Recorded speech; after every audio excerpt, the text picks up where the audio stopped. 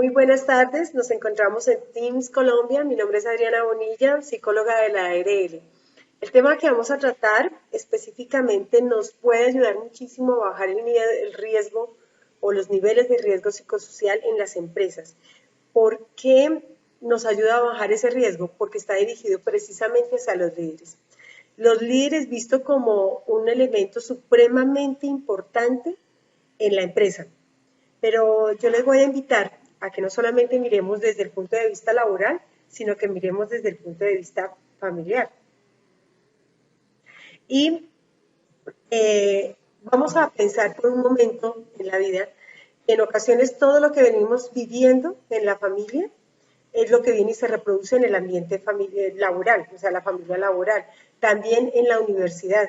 Entonces los sistemas laborales, los sistemas deportivos, los sistemas educativos, todos ellos representan lo que se ha vivido en el ambiente familiar.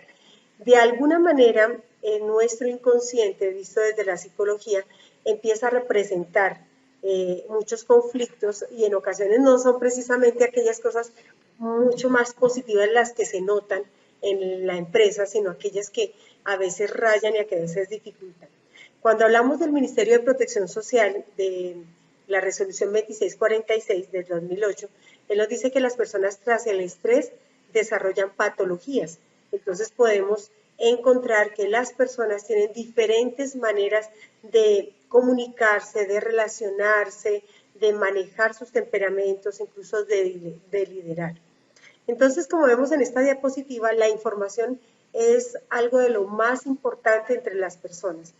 Entonces, yo te voy a pedir el favor, si estás acompañado o si puedes de alguna manera saludar a alguna persona que tengas al lado. Entonces, no sé, pregúntale algo particular. Puede ser qué piensa hacer el fin de semana, algo totalmente novedoso, qué le gustaría repetir que has hecho en los fines de semana y que en este momento resultan ser agradables. Pregúntale allá a las personas. Muy bien. Ahora por un momento vas a cerrar tus ojos y vas a recordar, cierra los párpados y vas a recordar de qué color es la camisa, de qué color son los aretes, los pendientes, el pantalón, los zapatos de la persona con quien te relacionaste. ¿Ya lo hiciste? Por favor, pídele allá ayuda a tus compañeros. Puedes notar que en ocasiones el sistema de comunicación que tienes es mucho más dado, es mucho más fácil a nivel visual. Es personas que captan fácilmente la información visual. Entonces hay personas que no recuerdan cómo está el otro, acabo de hablarle, acabo de preguntarle algo y no recuerda cómo está vestido, no recuerda si tiene algún pendiente, si tiene algún accesorio en su vestuario, no lo recuerda. O sea, visualmente es su canal de comunicación, hay que fortalecer ese visual. Ahora, si yo les pregunto, ¿qué fue lo que la otra persona le dijo que le gustó hacer o que le gustaría repetir del fin de semana? Algunas personas no van a recordar cuáles fueron las palabras específicas, pero sí puede llegar a recordar alguna idea de lo que hizo la otra persona. Y otra manera como nos comunicamos es a través del contacto. Entonces, usted recuerda cuando saludó a la persona, si tenía la mano fría, si le dio el besito, si lo apapachó, sencillamente fue un saludo a distancia. Entonces, estos canales que acabo yo de describir, que es el visual, el auditivo y el kinestésico, hacen referencia a cuál es el canal de comunicación que cada persona ha desarrollado y cómo se desenvuelve. ¿Cómo se desenvuelve en dónde? En la empresa, cómo se desenvuelve en la calle, cómo se desenvuelve con sus relaciones personales, con los desconocidos incluso.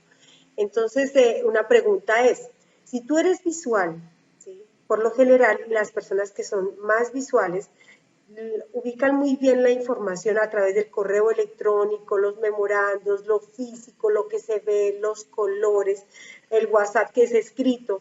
El memorice tiene muy pendiente eso, tiene casi una memoria visual de la información. Cuando hablamos de las personas que son auditivas, vamos a encontrar que hay personas que recuerdan qué le dijo el otro. Es como cuando decimos que la mujer es auditiva porque ella dice, él me mintió, él me dijo que me amaba y no era verdad. Entonces recuerda el tono de la voz, cómo se lo dijo, si estaba molesto, si se sintió agredido, bueno, de una u otra manera la información empieza a llegar a través del auditivo. Y la otra es kinestésico, una persona que de pronto no se fija mucho a través de lo que ve, no se fija mucho de lo que el otro expresa, las palabras que emplea, pero lo que sí tiene muy en cuenta es lo que siente cuando está con esa persona, si le apretó la mano, si le dio sensación de desconfianza, y hay personas que son kinestésicas. Esos son los 3 canales de comunicación. Si hablamos de la empresa, específicamente un ejemplo que podemos ver es cuando alguien tiene una cita al médico y un especialista, ¿sí? Entonces se va donde el jefe y le dice, jefe, voy a tener una cita al especialista, tal día, por favor, dile a una persona que me reemplace, y le dice el jefe, listo, háblate con la secretaria y ya, y se quedó ahí. Resulta que esta persona no le manda al jefe ni por correo ni le entrega el físico de la cita médica al especialista. Y cuando llega el día, el jefe dice, oye, pero ¿qué pasó con tal persona que no llegó?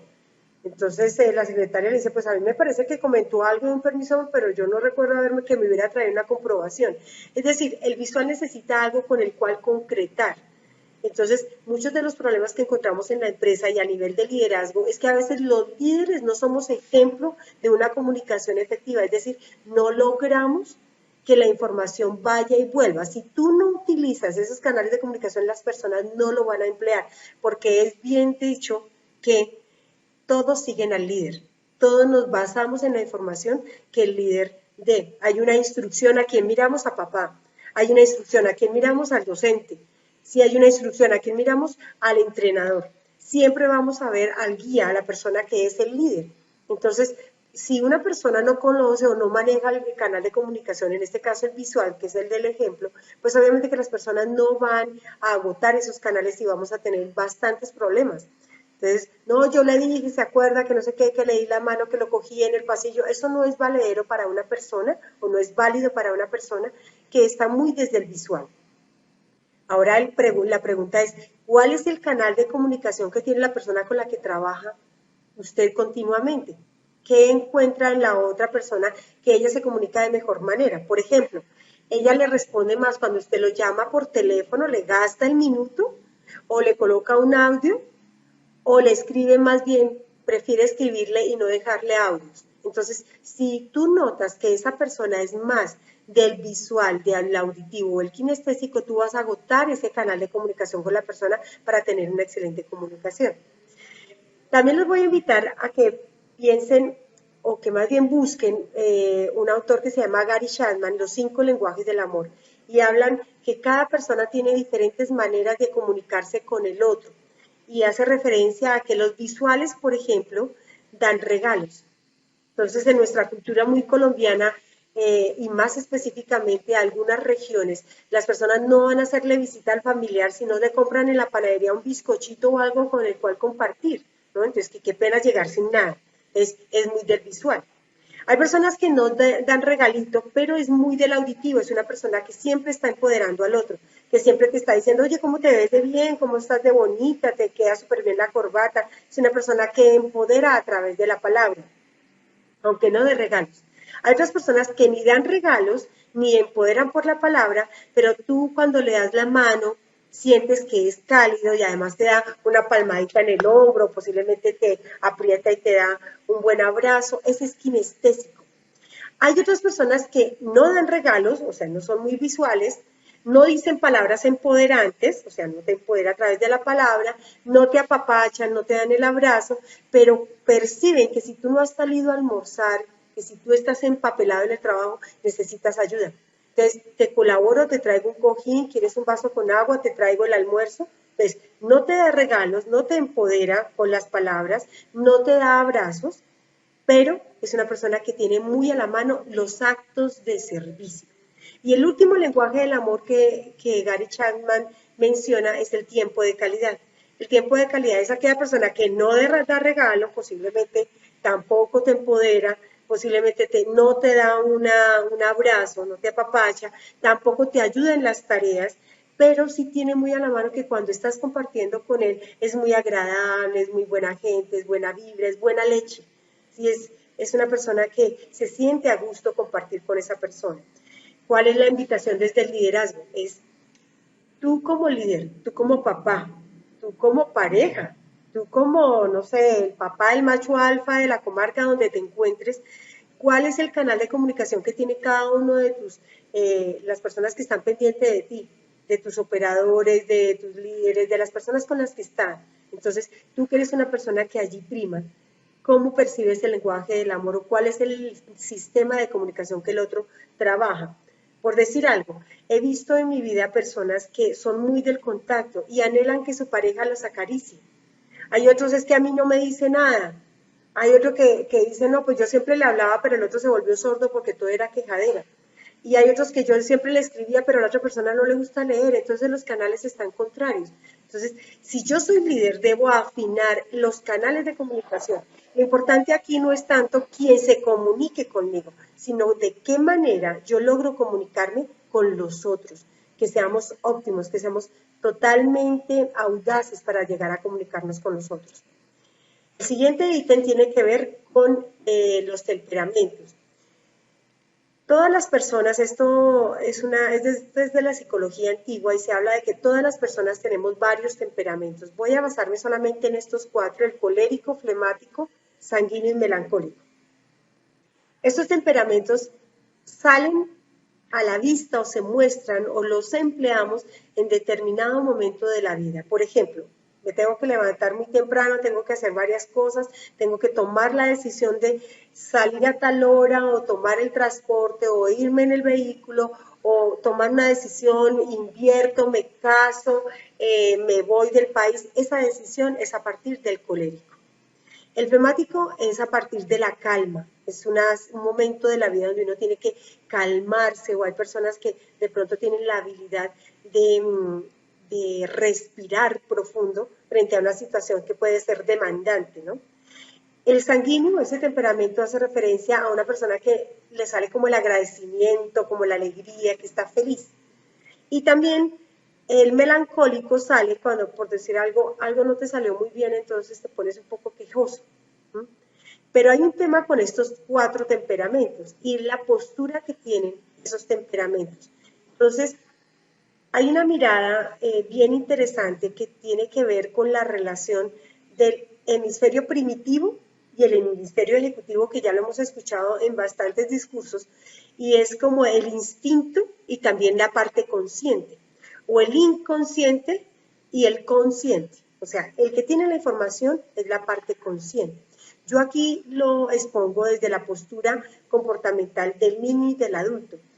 Un niño oscila entre 0 y 4 años, o sea, si lo hablamos desde su psique, el niño está en ese momento aprendiendo. Si tú tratas de recordar entre los 0 y 4 años qué pasaba contigo, vas a notar que hay cosas que no recuerdas. Estás hasta ahora como una esponjita aprendiendo a identificar que si se rompió un vidrio puede ser una amenaza, o sea que para ti no tiene ningún interés, no le importa muchas cosas, pues porque no tiene conciencia de que si te acercas te puedes cortar, o sea que no tiene el interés de levantar, de limpiar porque se rompió el vidrio. ¿Sí? Tampoco el niño ha aprendido a decir, por ejemplo, permiso, no llegó diciendo permiso, él aprende a través de la cultura, depende de dónde está, de la familia que lo rodea, las personas que lo cuidan, quienes están interlocutando todo el tiempo. Entonces, tú puedes encontrar en tu equipo o en ti mismo que a veces hay comportamientos que están desde el consciente, es decir, que tienen el conocimiento, y hay otros comportamientos que no están desde el consciente. Entonces, cuando la persona muestra ira, gran ira, y no logra controlarse, está desde ese cerebro que llamamos primitivo, que llamamos el inconsciente, que no sale y que lo que hace es solamente dirigir una pulsión instintiva, o que es el mantenerse, es un sentido de conservación de la vida. Y pues es natural que una persona frente a cualquier agresión, por lo que quiera, sea defenderse, ¿no? Entonces no maneja la ira, y ese es el niño, hasta ahora no ha aprendido cómo lo hace. El adulto sí, incluso esperamos del adulto que tenga un comportamiento de autocontrol frente a las situaciones. Imagínense si hablamos de los líderes, de los papás, que porque el chico le hace una pataleta, va y le casca de una y entonces pierde el control. Y yo creo que a más de una persona nos ha pasado, aquellos que somos padres, donde pues obviamente no tenemos la información, no tenemos el conocimiento y no sabe quién es más niño, si el niño que está haciendo la pataleta o el adulto que no sabe cómo manejar la situación. Entonces, esa es otra situación que podemos encontrar entre esos dos aspectos del comportamiento. Otra situación puede ser el desafío. El niño puede llegar a ser desafiante. Un adulto no desafía porque a través de la experiencia tiene el conocimiento de que no lo va a ayudar a conciliar, que no le va a ayudar a generar mejores ambientes, que no le va a ayudar a propiciar mayor productividad, que no va a mejorar la relación en el equipo. Si hablamos desde lo que les comentaba al principio de esta grabación, es que el Ministerio de Protección Social le dice a la empresa hay que crear estrategias, dar tips, elementos, recursos que las personas en las empresas tengan para poder manejar, por ejemplo, el personal. Si hablamos de líderes, es que el líder se comporte desde el adulto, no desde el niño. ¿Por qué? Porque cuando estamos desde el niño, es allí donde empezamos a encontrar bastantes dificultades en los ambientes laborales. Entonces, quien solicitamos en la empresa, a quien contratamos mayor de edad, es al adulto, no al niño. Entonces, a veces encontramos, a veces analizamos que decimos, Dios mío, esa persona es supremamente inmadura y es porque, pues, obviamente ha aprendido a desarrollarse en la vida de determinada manera y si le funciona en la casa, pues obviamente que va a traer ese comportamiento a esta parte social que es tan importante que es la empresa. Entonces, voy a describir específicamente en estos 4 temperamentos cómo ese niño y ese adulto van a salir. ¿Por qué lo hago de manera, o el ejemplo lo hago así? Es para poder discriminar en qué momento cada uno de nosotros se nos sale el niño y no lo podemos controlar. Entonces, el colérico en nosotros es el que toma decisiones. Es el líder innato, el líder personal, el liderazgo personal es aquel que puede llegar a gestionar, es el que manda, es la cabeza. Entonces, hay líderes que cuando están parados en el niño, ese personaje entre 0 y 4 años que hasta ahora no tiene toda la conciencia del por qué las cosas, a veces encontramos líderes que aplastan, son autocráticos, es supremamente desobligantes, desempoderan a través de la palabra, son agresivos, están a la defensiva, desmotivan al equipo, no lo guían, no lo orientan. En una palabra, yo considero que una persona que está parado en este temperamento, el colérico, y sale el niño, se vuelve un problema, no la solución a los problemas. ¿Cómo es un líder cuando está parado en el adulto? Cuando está en ese colérico, ese líder es una persona que gestiona, es una persona que si no sabe cómo es, dice, oiga, venga, ustedes háblenme desde la experiencia, usted que es el más antiguo, dígame cómo lo venían haciendo, y no tiene ningún temor. No hay miedo, ¿por qué? Porque sencillamente está trabajando en equipo. Es como cuando ve que 2 de sus compañeros, específicamente subalternos, están peleando por alguna diferencia que tengan, entonces los llama y les dice, oye, venga, a ver, ¿qué fue lo que pasó acá? Venga, llegamos a concertar, llegamos a algún acuerdo, hagamos negociaciones, cambiemos los parámetros, cómo se deben hacer las tareas, acá tiene que haber justicia. ¿Sí? Entonces, son comportamientos de integridad bastante importantes que debe tener el líder en este comportamiento del adulto. Un papá que no está parado en el adulto hace que sus hijos pues se peleen entre ellos, se casquen, no le pone pautas, no les pone límites, y realmente de la autoridad es que aprendemos todas las personas a colocar límites. Entonces, el líder coloca límites, protocolo, el reglamento de trabajo, se debe hacer esto, no tiene por qué ofender, no tiene por qué intimidar, no tiene por qué enfrentar a las otras personas, ni mucho menos desafiar, porque lo único que estaría mostrando el líder en esa característica del niño sería que tiene miedo, ¿sí? Entonces tiene temor, no tiene dominio no puede gestionar una emoción. Y pues no es para juzgar, sencillamente es para que nosotros vayamos identificando por qué somos así, porque a todos nos pasa, por qué somos así. Segundo temperamento, el flemático. El flemático parado en el niño es una persona que por lo general llega tarde al trabajo, se la fuma verde, anda en las nubes, todo le resbala, ni se entera, es como si no se pusiera verdaderamente la camiseta de la empresa. Entonces, es una persona que pues está parado en el niño, o sea, él no tiene ningún interés, ¿sí? Cuando un flemático está parado en el niño, su comportamiento es más hacia la calma frente a un momento en que se pueda llegar a exaltar, es una persona que puede llegar a tener autocontrol. Entonces, les voy a pedir que hagamos un ejercicio. Yo recuerdo algunas situaciones de mi vida que cuando recuerdo a la persona, la situación, lo que pasó, me da mucha rabia. Así el otro tenga la razón o así yo tenga la razón, puede ser que me traiga una emoción. Entonces la invitación es que en este momento pienses en algo que te pueda molestar muchísimo, algo que pasó hace mucho tiempo o hace poco. Recuerda a la persona, las circunstancias, lo que pasó, dónde vivías, qué hacías, recuerda la emoción. Ya que la tienes ahí, te voy a pedir el favor de que inhales profundo, muy lento y sostengas el aire, no lo sueltes aún. Y a medida que vamos a soltarlo poco a poco, suéltalo, suéltalo, suelta, vas a pensar y a decir, suelto el veneno. ¿Por qué? Porque el flemático maneja la ira, maneja la emoción. Y eso que nos da mucha rabia, esa emoción nos puede envenenar. Entonces, lo mejor que podemos hacer es frente a una situación que hay un tan impacto, ¿sí? Lo que hago es respirar profundo 10 segundos para que ese inconsciente llegue a pasar por este sedazo de la ración, que es el consciente, y puede llegar a manejar las situaciones. ¿Por qué? Porque si yo soy líder, así como dicen muchos líderes con los que he conversado, es no puedo dar papaya de portarme mal porque si no después se quejan de mí. O sea, es como, ahí viene empezando por quién, da ejemplo. ¿Sí? Entonces, allí es cuando empezamos a decir, tengo que tener autocontrol frente a alguna situación que me esté molestando. Entonces, ese es el flemático que está parado en el adulto, aquel que sabe respirar, controlarse, autocontrol. No es sencillamente retener la ira y envenenarse, no, es soltar el veneno, ¿sí? En ese momento respirar profundo para pensar mejor y no llegar a equivocarnos. Hay otro temperamento que es el sanguíneo. El sanguíneo es muy propio de la alegría, ¿no? Es una persona muy jocosa, muy alegre, muy feliz, pero cuando está parado en el niño es una persona que no mide límites, es una persona que le da el calvazo al otro, que lo tarrea, lo toca, lo manipula. En ocasiones cuando hablamos de acoso laboral, hay personas que de tanta confianza en que nadie les coloca límites, llegan a abusar no solamente física, sino verbalmente a sus compañeros. Y es una persona que se siente muy seguro de sí, que es folclórico, que en ocasiones resulta ser atrevido con los otros, no solamente desde el punto de vista verbal, sino también físico.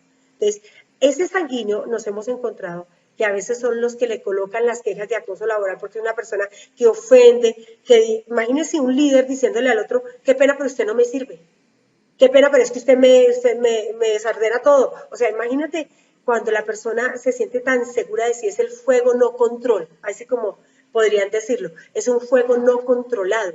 El fuego debe ser canalizado, cuando el fuego es bien empleado, puede llegar a controlar otros incendios, pero en este caso, por ejemplo, un sanguíneo que está muy parado en el niño puede llegar a la otra persona a asfixiarla, ¿sí? Entonces no tiene límites. Cuando hablamos del sanguíneo parado en el adulto, es una persona que trae esperanza, que además de identificar los problemas en su organización, en la casa, en el grupo con el que hace deporte, en la universidad, ese proceso educativo que lleva, sabe específicamente si hay un problema, le trae la solución y ya sé cómo hacerlo y hagámoslo de tal manera y es muy chévere porque resulta ser una persona esperanzadora, es una persona con la que uno se siente que puede ser coequipero, con el cual vaya a hacer un muy buen trabajo, un buen equipo de trabajo, es con una persona que tiene esperanza, que es positivo, que uno dice, qué chévere trabajar con una persona así, que se involucra, que se compromete, que se responsabiliza. Y el último temperamento es el melancólico. Cuando hablamos del melancólico parado en el niño es una persona que se queja, que dice que es artera, esas capacitaciones para qué son, me hacen perder el tiempo, todo el trabajo que tengo, es que hablan mal de la esposa pero no se divorcian, hablan mal del país pero no se van del país, hablan mal de la empresa y siguen en la empresa, gestionando mal ambiente, son personas supremamente negativas. ¿Sí? Uno dice, pero si está tan aburrido acá, ¿por qué no se va? Si habla mal tanto de un proceso que y sigue allí, es como si fuera una persona que se estuviera maltratando todo el tiempo, te encantara hacerse daño. Pero cuando el melancólico está parado en el adulto, él fácilmente puede empatizar con el otro, colocarse en los zapatos del otro, porque él sabe las dolencias. Es como si esa persona que tiene herramientas a través de sus experiencias, de su conciencia, se pone en el melancólico, se pone en los zapatos del otro y dice, oye, mira, dejemos en paz tal persona, yo sé que están pasando por un duelo, está pasando por una situación, yo sé que es que me defrauden o me regañen o me hagan sentir mal o me hagan quedar como un zapato, o sea, es como cuando tú entiendes perfectamente lo que le pasa al otro sin tener que preguntarle. Esa es una de las características del melancólico parado en el adulto. Entonces, Voy a repetirles. Un colérico parado en el adulto es una persona, es un líder que empodera, es un líder que se hace cargo, es un líder que gestiona, es un líder que lidera, es un líder que si no tiene la información la pide al equipo, que trabaja muy bien en equipo, que está seguro de su equipo y seguro de sí mismo, así no tenga toda la información. Ese es el colérico parado en el adulto. El flemático parado en el adulto es una persona que sabe respirar, autocontrol. El sanguíneo parado en el adulto es una persona que trae esperanza, que trae soluciones, no problemas. El melancólico parado en el adulto es una persona que empatiza, que se pone en el lugar del otro, que fácilmente sabe lo que al otro le puede estar pasando. Por favor, socialice allá con sus compañeros por un momento. ¿Qué piensan sobre lo que les estoy compartiendo y qué están encontrando? ¿Qué hallazgo están haciendo en su reflexión al escuchar estas disertaciones, esta información?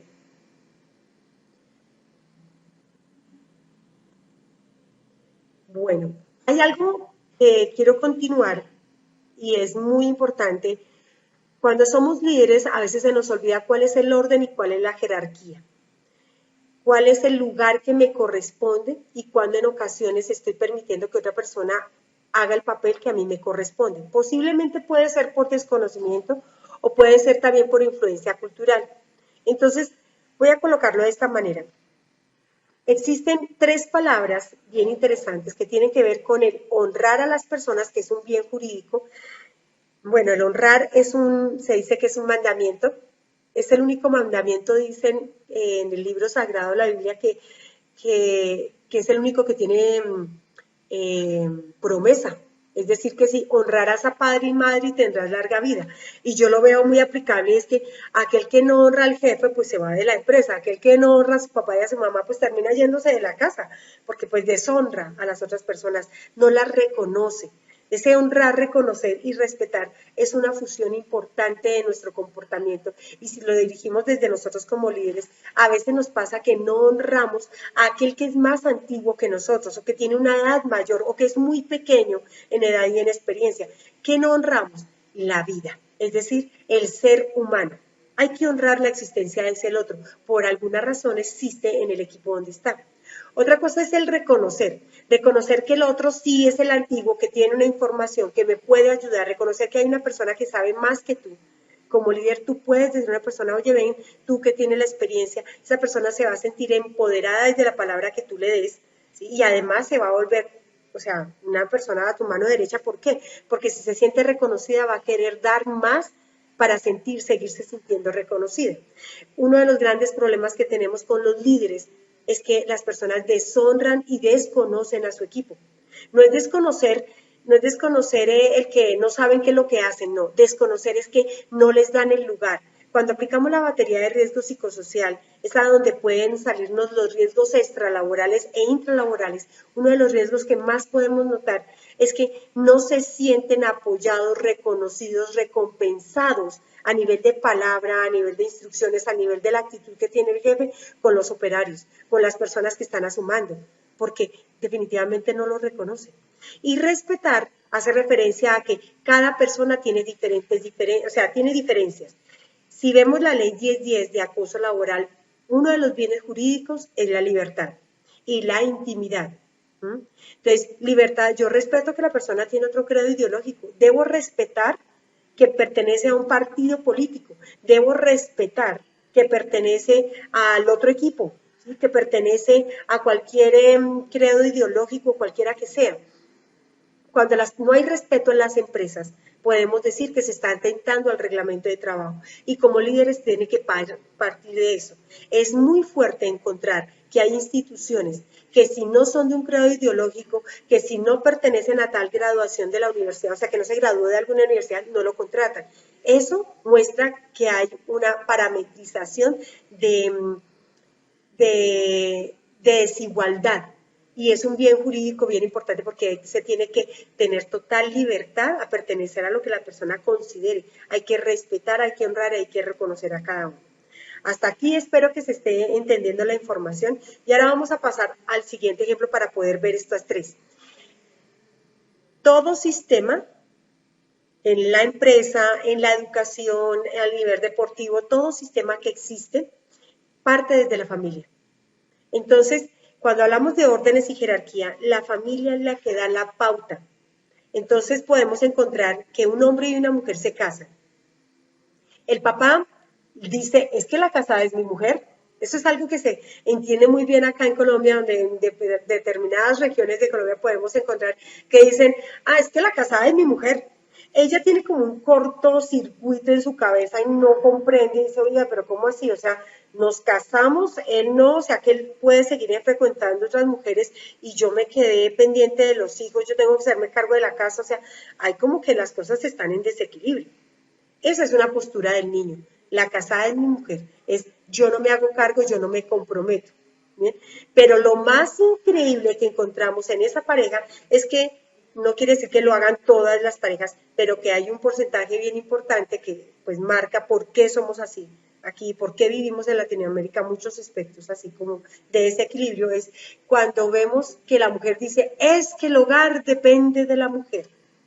Y resulta que los dos pesan. ¿Por qué? Porque cuando la mujer dice el hogar depende de la mujer, está desconociendo al hombre.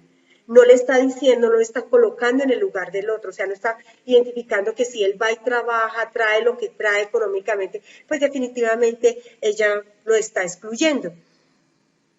¿Qué vemos? A veces la mujer se vuelve autosuficiente. La autosuficiencia es algo que rompe las relaciones, es algo que disgrega, es algo que separa. Entonces, podemos ver que disocia cuando una mujer, una mamá, frente a sus hijos, le dice al esposo, no lave la loza porque usted no la sabe lavar, me la deja mal lavada. Además, los hombres en la cocina huelen a rala de gallina, que es un término muy conocido. Otro puede ser que les digan, no me va a lavar la ropa porque usted no sabe echarle el soflán y lo desperdicia, o sea, el suavizante.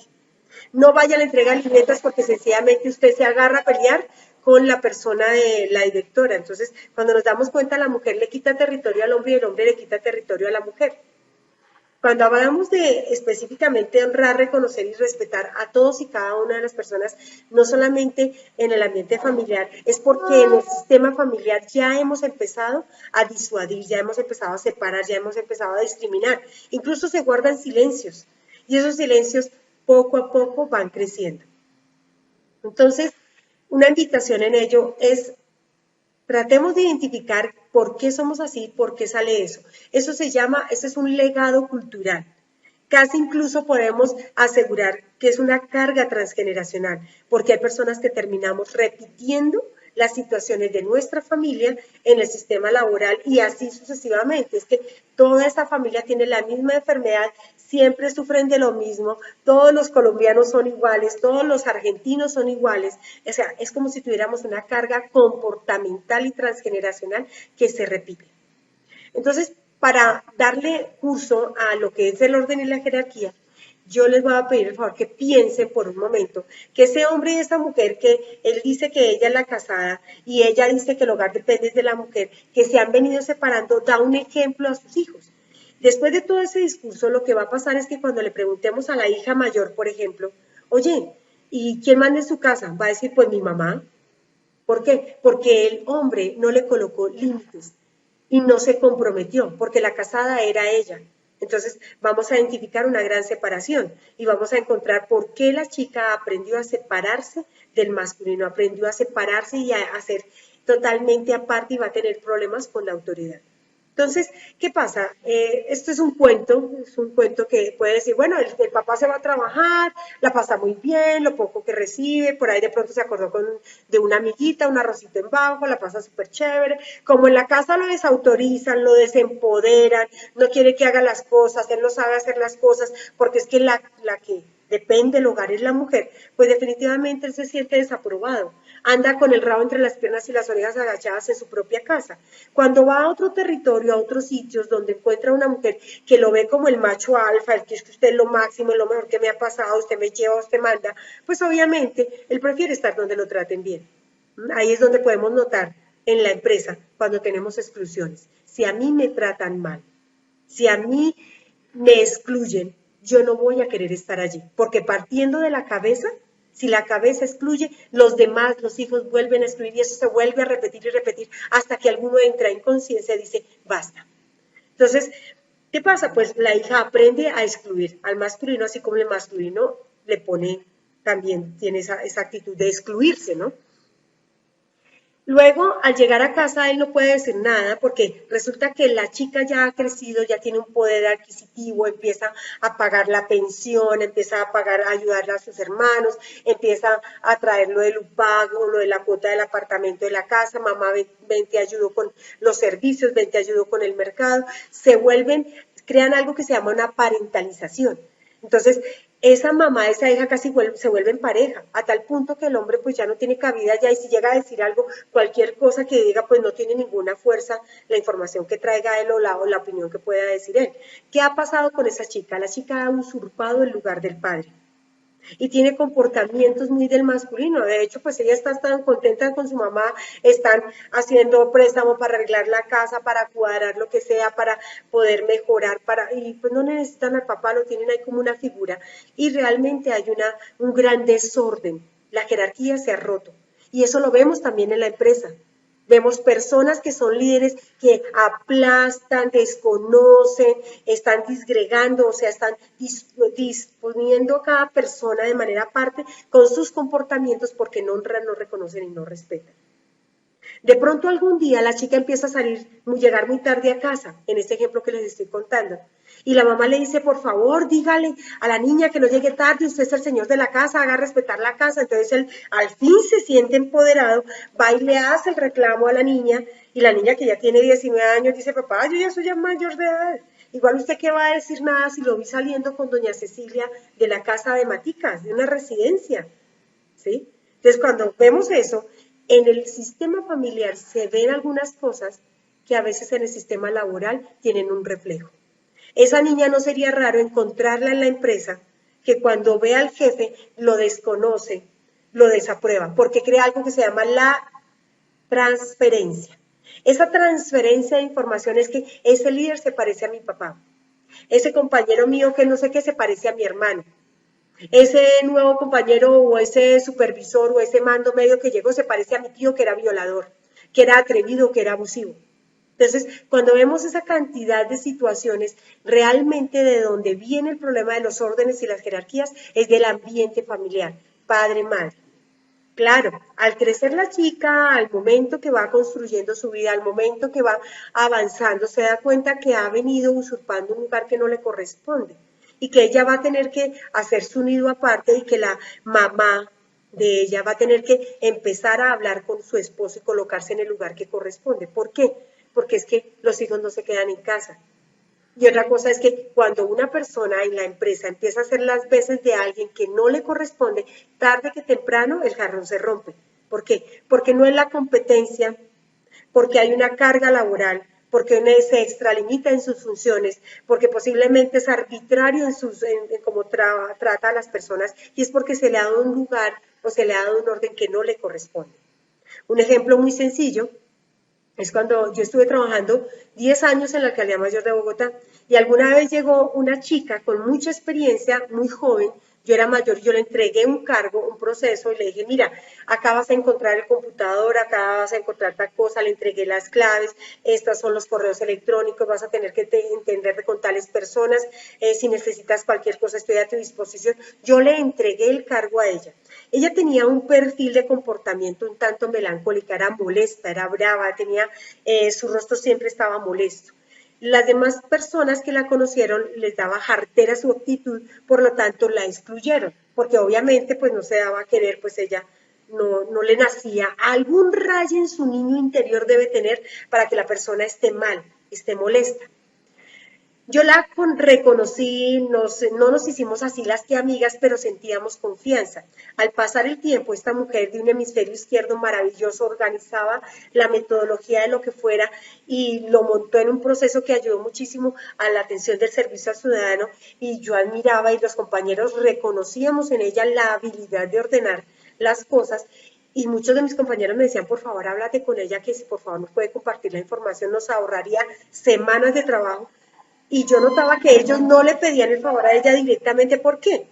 Porque la habían desconocido, la habían excluido. Por lo tanto, ella, como cualquier otra persona, diría, a mí ahora sí me van a pedir el favor, después de tantos años o tanto tiempo que me excluyeron. Entonces es cuando encontramos que cuando uno no le da el lugar a las otras personas, va a empezar a excluir y por lo tanto la persona también te excluye.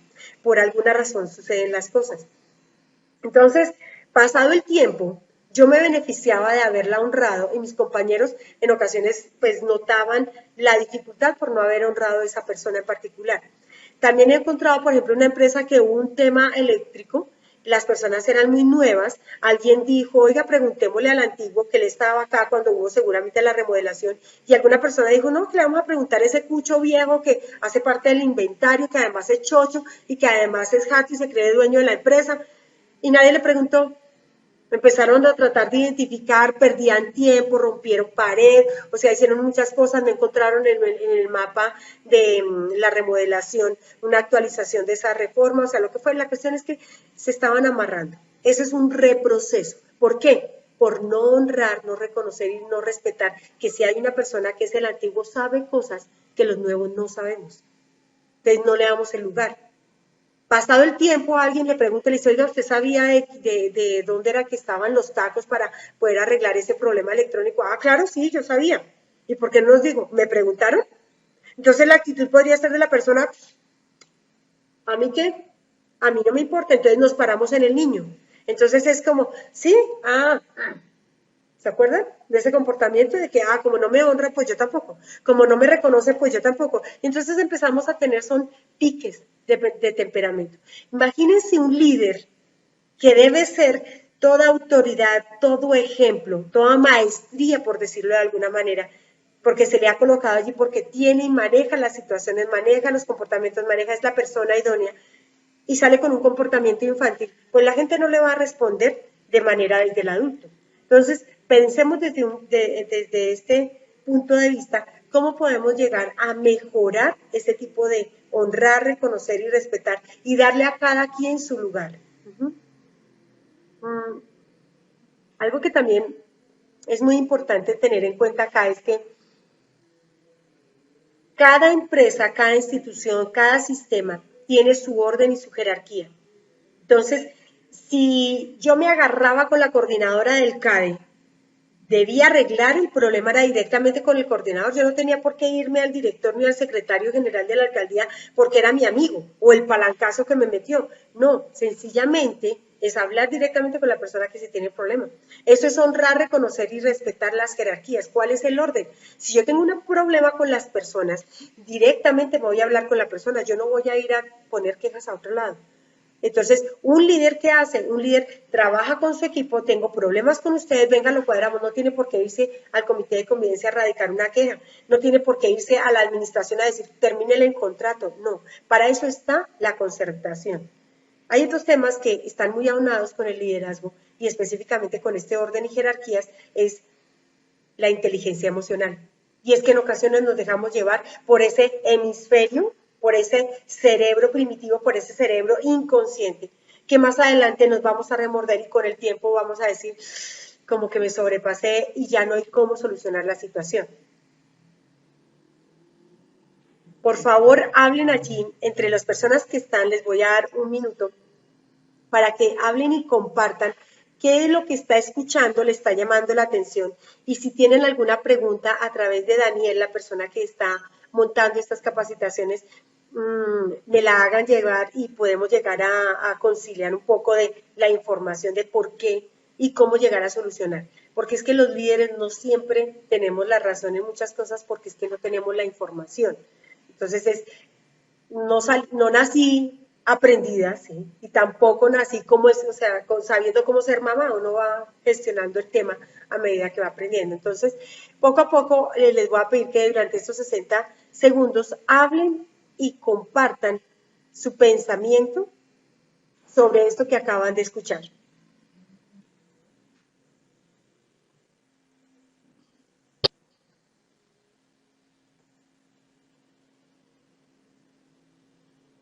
Creo que no son muchos los 60 segundos, pero voy a pedirles que por favor, si hay algo más por hablar, se pongan una cita, se tomen un tinto al lado de la greca, sino un capuchino, o si no fuera del horario laboral, una buena cerveza, y hablen de esto, porque en ocasiones es bueno llegar a compartir, llegar a discutir, llegar a socializar lo que en ocasiones nos puede dar información como este tipo de temas.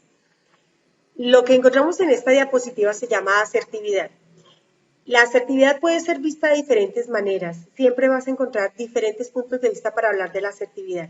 Yo quiero enfocarme en que es una habilidad para intercambiar las posturas y los argumentos respetando el lugar del otro. Por ejemplo, si hay dos grupos en una cancha de fútbol y yo pinto en el piso o coloco en el piso una figura que para los de un lado es el 6, para los del otro va a ser el 9.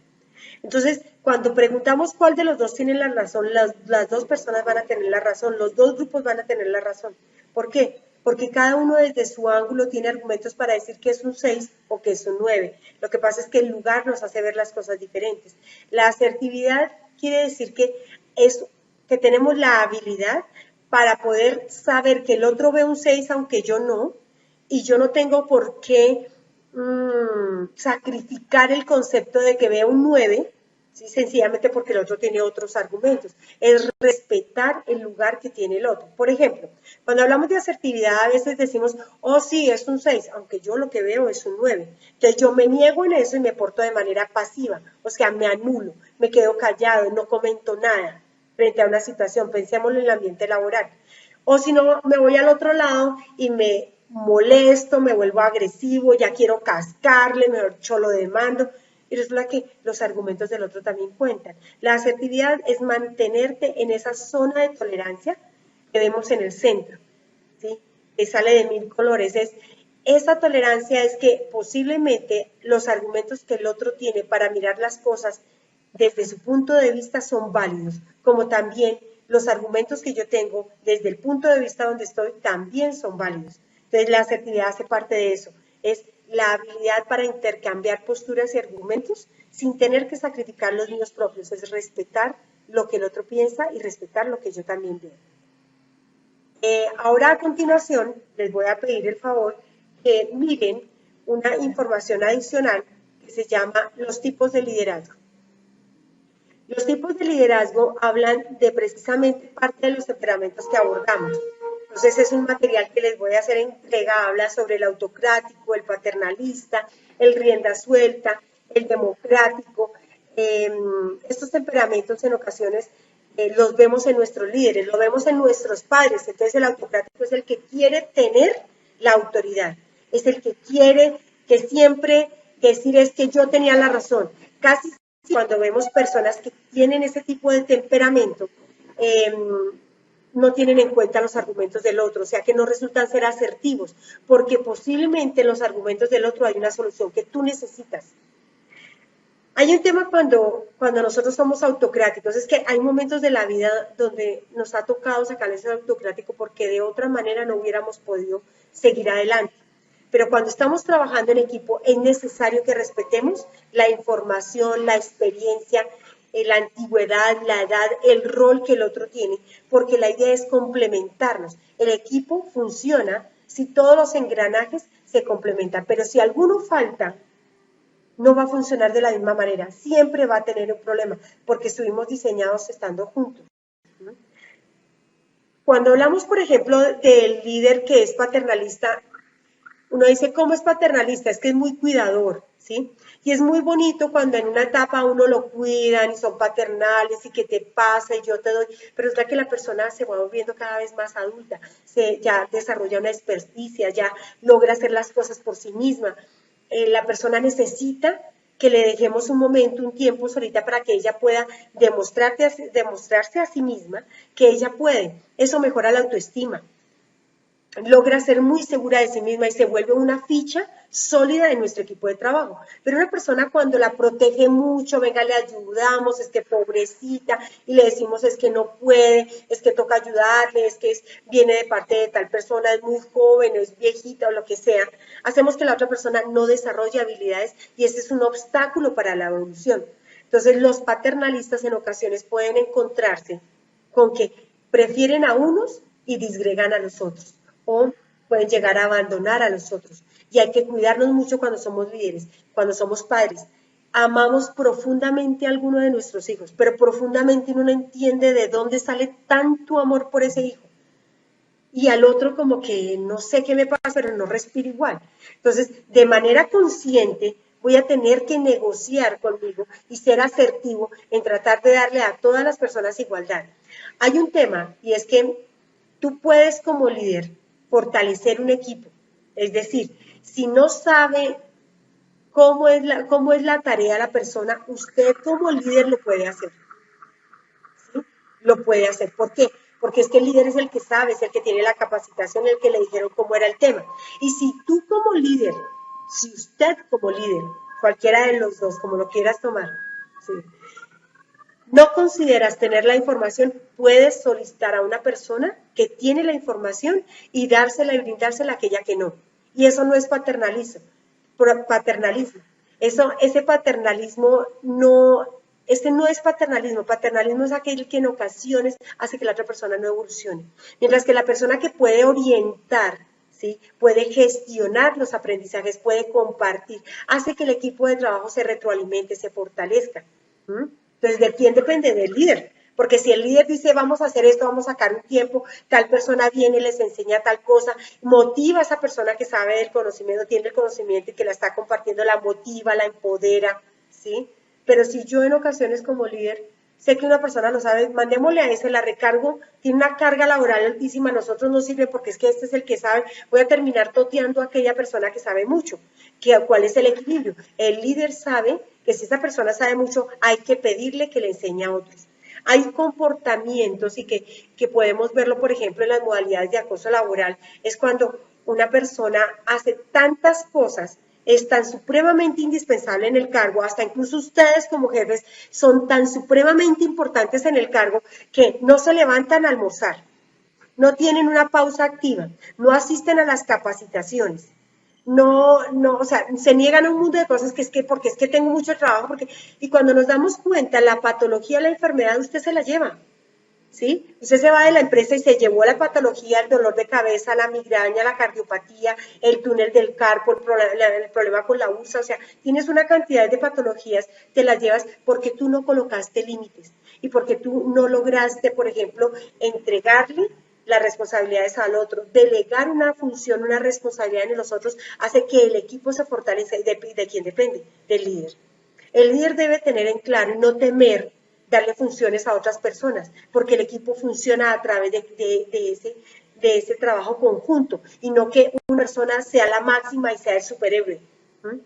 Y eso es algo que el síndrome del superhéroe es una situación bastante difícil que incluso yo les puedo compartir como psicóloga. Cuando nosotros se nos sale, los terapeutas, se nos sale el salvador, ¿sí? Pensamos que es que la persona que viene a terapia va a requerir que yo la sane, que yo la cure, que resulta que no, porque es que un 50% va de la persona que va a acompañar el proceso y el otro 50% está en la decisión del otro. ¿Sí? Yo le puedo dar muchas sugerencias a la persona, pero la persona es la que decide y toma la decisión si hacerlo o no. Igual, el líder puede poner, puede motivar, puede incentivar, por ejemplo, el proceso de seguridad y salud en el trabajo, calidad, talento humano. La ARL puede proponer actividades, pero si la empresa no se motiva, los líderes no asisten, la gente no participa en las actividades, obviamente van a ver que no hay una compensación y no hay una justificación del proceso. Entonces, ahí es donde llamamos, esos son reprocesos, porque no se logró, porque no se le dio a cada quien la importancia. Es supremamente clave que como líderes ustedes cada vez vean la importancia que ustedes tienen, es tan supremamente la importancia que ustedes tienen, es tan clave que ustedes se puedan ubicar en el lugar y en la jerarquía que les corresponde, no porque sean mayores, no, sino porque tienen mayor información, porque tienen un cargo donde pueden decidir por otros. Por eso en la batería de riesgo psicosocial, cuando se aplica la forma A, hace referencia a preguntas de mando, preguntas a personas que tienen una carga específica, porque dependen muchas personas de la decisión que tú emitas. Entonces, por eso se dan este tipo de capacitaciones, es supremamente clave. Otro tema que tenemos de liderazgo es el democrático, la persona que solamente toma decisiones en equipo, pero cuando él tiene que tomarlo solo duda.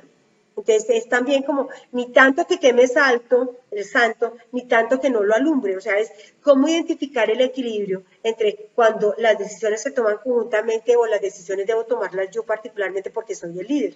Y el otro es, por ejemplo, el rienda suelta, ¿sí? El laissez-faire, le llaman rienda suelta, es que sencillamente algo pasó y, sí, algo pasó. Y cuando ese que pasó no le beneficia, los demás son los culpables, que sabes qué hicieron, a mí no me comentaron, yo no me entero, o sea, lo que sea, o sea, se lava las manos. O cuando le beneficia, sí, o sea, la rueda anda suelta.